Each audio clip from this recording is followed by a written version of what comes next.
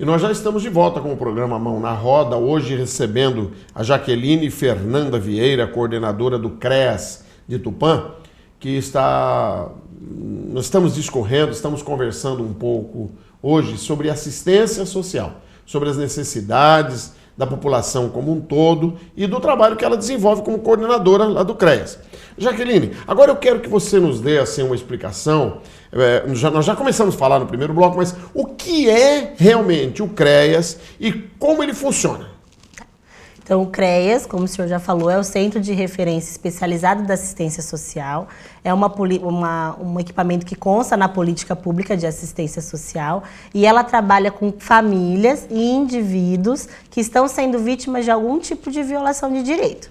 Então, dentro do público-alvo do CREAS, estão idosos, crianças e adolescentes, pessoas com deficiência, que são vítimas de algum tipo de violência, abandono, maus tratos e mulheres vítimas de violência também. Sim. A gente atende, a gente tem um grupo de mulheres vítimas lá para fortalecimento dessas mulheres para saírem da situação de violência. E a gente faz um trabalho, a gente recebe um encaminhamento da rede, então essa família já passou por outro equipamento, tanto pelo CRAS, Conselho Tutelar, algum órgão da saúde, algum órgão da educação, e aí quando eles detectam... Saúde mental também. E aí eles encaminham para o CREAS para fazer esse acompanhamento. Então a gente faz visita domiciliar, atendimento individual, atendimento familiar, esse encaminhamento para a rede, esse trabalho de articulação com a rede que é muito importante, e uma articulação muito forte com o Ministério Público e o Poder Judiciário. Então, quando os casos a gente precisa representar para o Ministério Público ou chega no Poder Judiciário, a gente tem essa articulação também. Está envolvendo tudo, então? Todo mundo. Saúde, Ministério Público, Justiça, Defensoria Pública, tudo envolvido. Então, qual é a sequência? Digamos que alguém é vítima de algum tipo de violência, vamos supor. Você usou uma outra palavra aí, que não foi violência. Você negligência. Abandono, isso, essas coisas. Alguém chegou lá, foi encaminhado. Então vamos supor, vamos conjecturar aqui. O CRAS encaminhou para o CREAS uma pessoa nessa situação, numa situação de vulnerabilidade como um todo. Qual é o procedimento? O que acontece a partir desse momento que chega na sua mão? Isso. Dependendo do público-alvo, né? Quando é mulher vítima, então, vamos passar o público, cada um do público-alvo. Vamos começar então com a mulher vítima de violência. Isso. A mulher vítima de violência, ela é encaminhada pela Delegacia de Defesa da Mulher, então a gente tem essa articulação com eles, pela Defensoria Pública, pelo setor da saúde e pelo CRAS. Quando elas estão fazendo o acompanhamento e detectam essa violação, eles chegam pra gente. Então, a princípio, a gente faz uma reunião até para estudar o caso, como que vai fazer essa abordagem, uma articulação com a rede para ver quais os outros órgãos atenderam isso. Toda a rede de saúde, a rede de educação, quem atende, quem não atende, se existe criança na família, se está na educação, como que é o comportamento dessa criança. Então, a gente faz esse mapeamento da família para saber o que a gente tem para lidar, quais são as ferramentas que a gente tem para lidar com aquela família. Certo. Aí a gente tem as ferramentas que são os instrumentais da assistência social, que é a visita domiciliar, a gente faz a visita para constatar como que é a situação da família, a gente faz o atendimento individual com essa mulher vítima, faz o atendimento da família quando precisa, então, porque toda a família tem sua rede de apoio. Então, a gente também precisa mapear essa rede de apoio para saber com quem que a gente pode contar em relação da situação, para a superação da violação. Porque, muitas vezes, não precisa nem chegar no Poder Judiciário ou no Ministério Público. Às vezes, a família mesmo, com essa rede de apoio, consegue se organizar para tirar aquela família ou aquele indivíduo da situação de violação de direito. Né? Então, quando se trata de mulher vítima, a gente tem um grupo, chama Grupo Recomeçar, do CREAS. Tem uma orientadora social, que também é referenciada por uma assistente social, uma psicóloga do CREAS, e faz esse trabalho de valorização, de autoestima, de inserção no mercado de trabalho dessas mulheres para elas saírem dessa situação de violação, né, dessa situação de violência. Porque muitas vezes as mulheres não saem por uma dependência financeira, ela não consegue sair dessa situação por medo de perder os filhos, por medo de como vai ser a vida dela, porque a maioria das vezes esse homem é o sustento da casa, como que ela vai fazer. Então a gente faz todo esse trabalho com ela nesse grupo. A uma série de violência, vamos usar assim, de violência. E de outros tipos de abuso, em virtude da condição que ela tem ali, ó, tem alguém me sustentando. O sujeito me agride, me bate, é violento comigo, mas ele está pondo o arroz e feijão na mesa. Seria mais ou menos isso? Isso. Além essa dependência financeira, dependência emocional. Porque a vítima de violência, ela chega num estado que ela acha que ela não consegue mais nada. Então, assim, o agressor, ele acaba colocando a vítima com a autoestima muito baixa. Então, você não vai conseguir, se você largar de mim, ninguém vai te querer mais, o que você vai fazer da sua vida? Então, ela fica nessa dependência emocional muito grande. Então, assim, o trabalho do grupo mesmo é tirar ela dessa situação, aumentar a autoestima dela, valorizar para ela sair da situação de violação de direito. É um trabalho longo, eu acho que é um dos trabalhos mais longos dentro do CREAS, é com mulher vítima de violência, porque você tem que trabalhar isso com essa mulher. Muitas vezes a parceria do CAPS, a parceria do Ambulatório de Saúde Mental. A gente tem um grupo de psicólogos voluntários, chama Psicólogos de Maria, que atendem essas mulheres vítimas para trabalhar algumas questões delas que precisam ser trabalhadas até para ela sair dessa situação. Então é uma articulação bem bacana enquanto rede, né? Muito bom. Então agora vamos para o outro extremo. Vamos para o outro extremo. O idoso.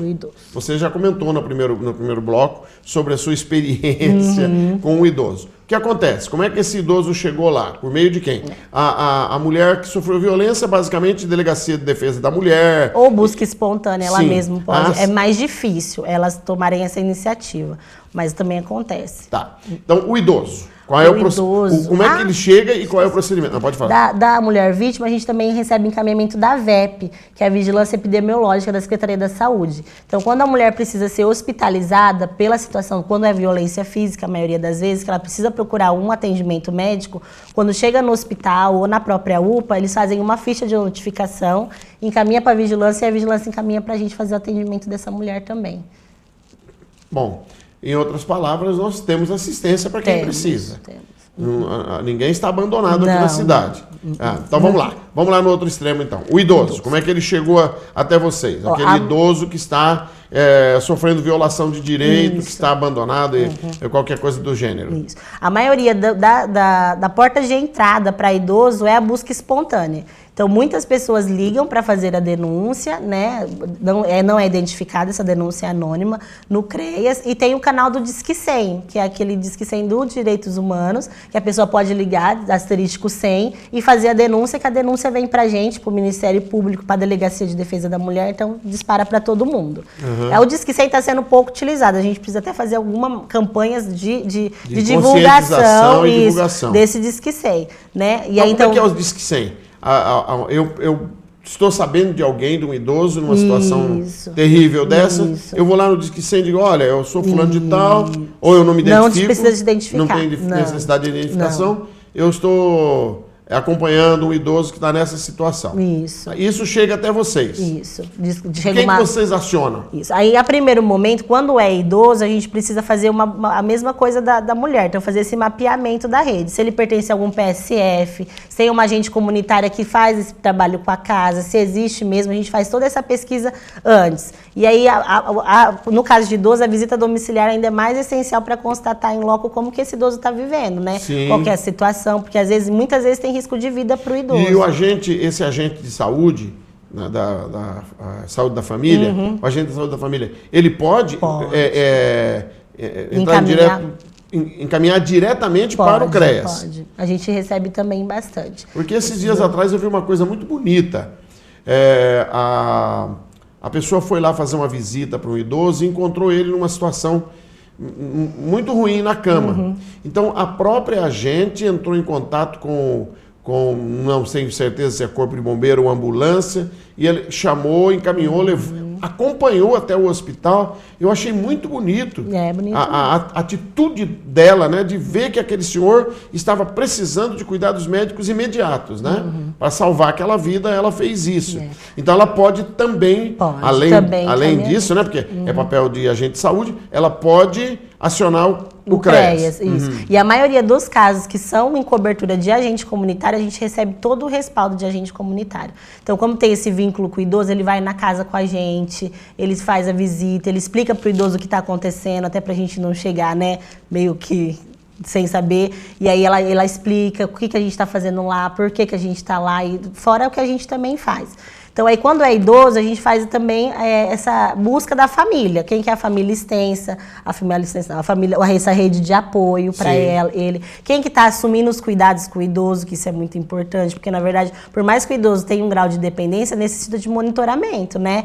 Vou morar sozinho, porque idoso tem, né, não sair da casa dele, manter no ambiente dele. Então, mas, na verdade, precisa ser monitorado. Então, quem está indo monitorar, se está cumprindo bem esse dever, como que está fazendo, né? Então, a gente faz essa situação. Se, em caso extremo, o idoso está sendo vítima de violência, de fato, de física ou negligência, a gente acaba encaminhando para a Delegacia de Defesa da Mulher, o ofício, e, paralelo a isso, ao Ministério Público, porque muitas vezes a família tem que tomar uma providência mais drástica para a família tentar se organizar, né? Hoje existe muito essa questão do idoso ficar... Muitas denúncias nossas são porque o idoso fica em casa e a família sai para trabalhar e não dá essa assistência para o idoso, né? Mas aí é questão de uma visita, de uma orientação, a família já consegue se organizar para manter a qualidade para manter a qualidade de vida dele. Então, muitos casos nossos é mais essa organização da família para manter esse cuidado com o idoso. Só em casos extremos, quando não tem família,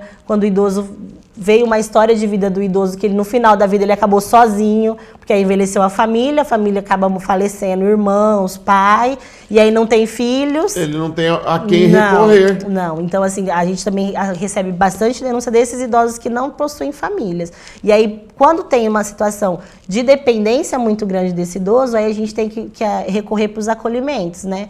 Então, acolhimento de idoso, para esse idoso ser acolhido para ter o mínimo de dignidade. Porque muitas vezes, questão de alimentação, questão de saúde, o idoso está totalmente desamparado. E esse acolhimento é feito no quê? Em alguma entidade? Isso. E aí, hoje a gente tem a Casa dos Velhos e a Casa Emanuel, que a gente também é parceiro. Quando precisa desse acolhimento, quando precisa tirar o idoso dessa situação de risco, na verdade, a gente faz essa parceria com eles. Quando o idoso quer também. Quando aceita, claro. Quando você aceita, não pode forçar. Isso, não. Não é forçado. Então, quando o idoso aceita sair daquela situação, a gente faz essa articulação. Quando o idoso não quer, a gente tenta dar o maior suporte possível, mas mesmo assim a gente representa para o Ministério Público, porque às vezes a situação de risco é muito grande e aí corre esse risco de vida, né, risco mais eminente, assim, e aí a gente encaminha para o Ministério Público para o promotor tomar providência por lá. Parece simples, né? O idoso chegou lá e já resolveu todos os problemas dele. Não é simples, não, né? Não. Envolve família, envolve sociedade, envolve aliás, até a própria vontade do idoso. Você não pode desrespeitar. Não. É uma violência que você está praticando contra ele também. Bom, e lá no Estatuto do Idoso, a gente tem que manter, né? Então, a função do CREAS é fazer valer o que está na legislação. Então, a gente precisa ter o amparo desse idoso, precisa tirar ele dessa situação, só que é muito difícil lidar com os vínculos familiares, porque muitas vezes existem os filhos, só que os filhos não têm vínculo nenhum. Então, assim, você tem que fazer a família entender que mesmo não tendo um vínculo, mesmo tendo um passado, uma história desse idoso, o mínimo que elas têm que fazer, enquanto lei, enquanto legislação, é dar essa qualidade de vida para o idoso. Nesse final de vida, essa reta final de vida, ele tem que ser bem cuidado, bem tratado. O tratado. mínimo de dignidade, né? Dignidade, essa é a palavra, essa é a palavra-chave, né? Muito interessante. Bom, nós fomos de um extremo para o outro, agora nós vamos mexer naquele ponto mais delicado. Isso. Crianças e adolescentes. A porta de entrada para criança e adolescente é o Conselho Tutelar. Sempre? Então, sempre é o Conselho. Então, não existe, por exemplo, denúncia? Não. As denúncias são feitas direto no Conselho. No Conselho Tutelar. Tem o Disque 100 também. Quando a pessoa liga no Disque 100 e faz a denúncia, a porta de entrada é o Conselho. Então, sempre chega no Conselho Tutelar. Então, todas as denúncias relacionadas à criança e adolescente, a primeira porta de entrada é o Conselho. Né? Então, a efetividade do Conselho Tutelar em esses casos é mais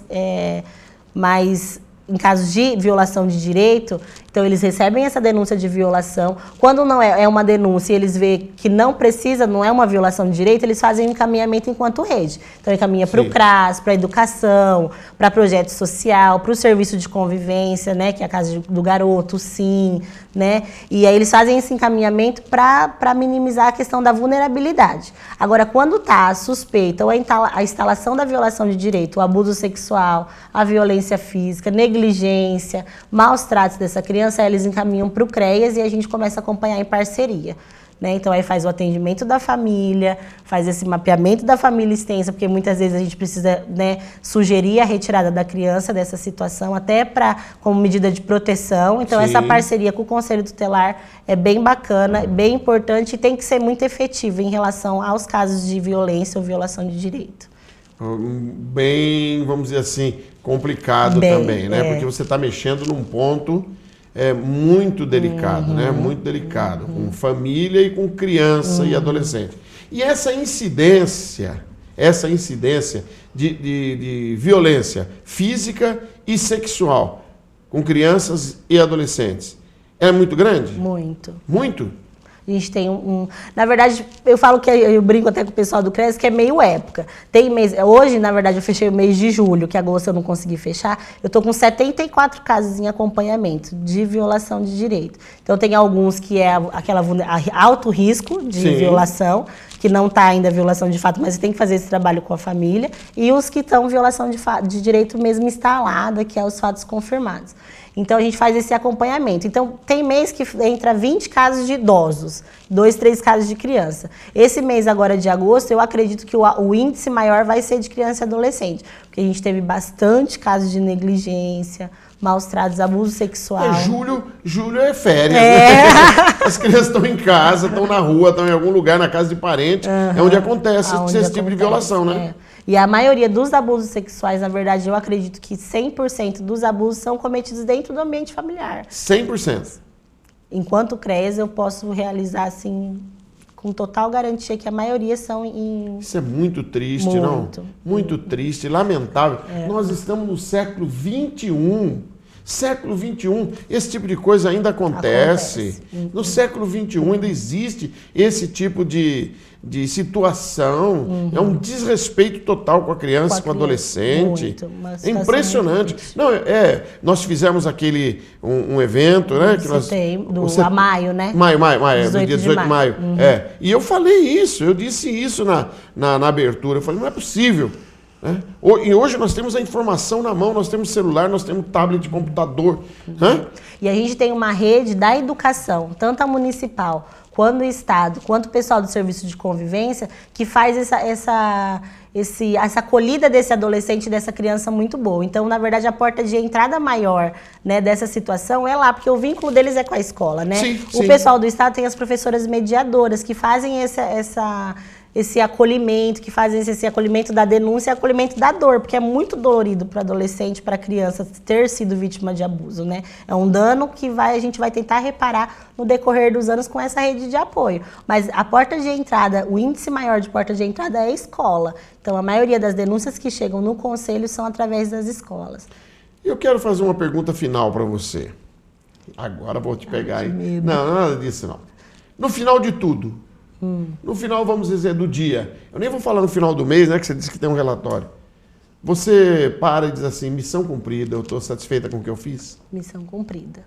Na verdade, eu acho que a satisfação maior de eu estar dentro da assistência social é chegar no final do dia e pelo menos a gente minimizar a maioria dos nossos casos. A gente não fala assim que todos os casos têm solução, porque não depende só da gente, né?